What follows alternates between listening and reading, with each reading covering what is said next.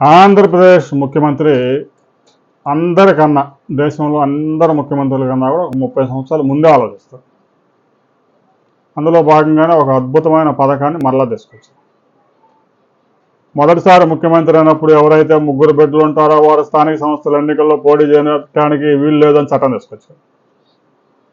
సరే, అప్పటికే 3 బిడ్డలు ఉన్న వాళ్ళు స్థానిక సంస్థల్లో పోటీ చేయడానికి అర్హత కోల్పోయారు. ఇక 30 సంవత్సరాలు తిరిగి వచ్చేసరికి పరిస్థితి రివర్స్ అయింది. భారతదేశంలో ముఖ్యంగా దక్షిణాది రాష్ట్రాల్లో జనాభా పెరగకపోగా తగ్గిపోతాం. దక్షిణాది రాష్ట్రాల్లో ముఖ్యంగా తెలంగాణ, ఆంధ్రప్రదేశ్, కర్ణాటక, తమిళనాడు, కేరళ రాష్ట్రాల్లో, గోవాలో కూడా జననాల కన్నా కూడా మరణాలు ఎక్కువనే.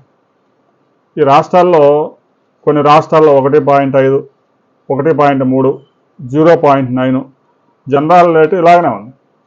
కనీసం 2.1 జనాభా రేటు కనుక లేకపోతే అక్కడ స్టెబిలైజేషన్ కన్నా కూడా మరణాలు ఎక్కువైపోయి జనాలు తగ్గిపోయే ప్రమాదం ఉంది. అంటే జనాభా కూడా తగ్గిపోతా ఉంది. ఆంధ్రప్రదేశ్లో కూడా అదే జరుగుతుంది.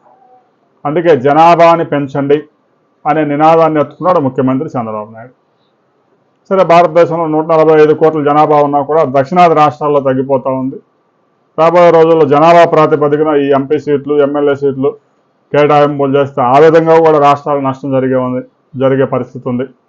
దీంతో ఇమీడియట్గా జనాభాని పెంచాలని చెప్పేసి గత కొంతకాలంగా అవకాశం దొరికిన ప్రతి చోట చెప్తూనే ఉన్నారు. ఈరోజు ఒక ప్రకటన చేశారు.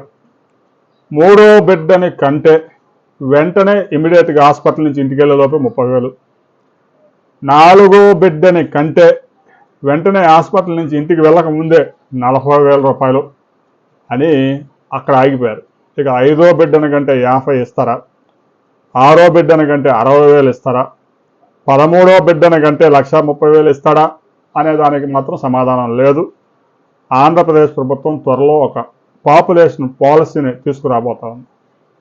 ఇక ఇప్పటికే ఒక బిడ్డ కని వారిని ప్రైవేట్ స్కూల్స్లో చదివించడానికే జనం భయపడే రోజులు వచ్చేసాయి.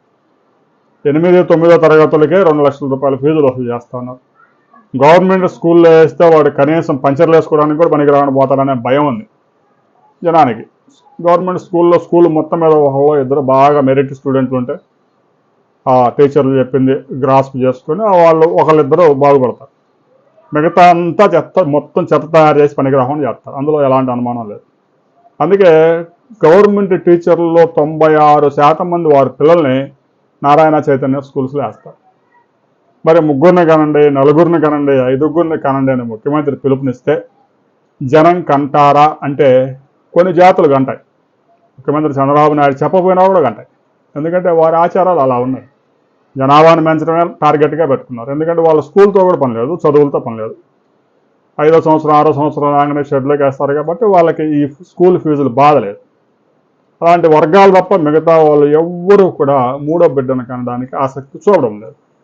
మరి చంద్రబాబు నాయుడు ఇచ్చే 30,000 కోసం, 40,000 కోసం కక్కుర్తిపడి 3వ బిడ్డ, 4వ బిడ్డ కనడానికి మీరు సిద్ధంగా ఉన్నారా?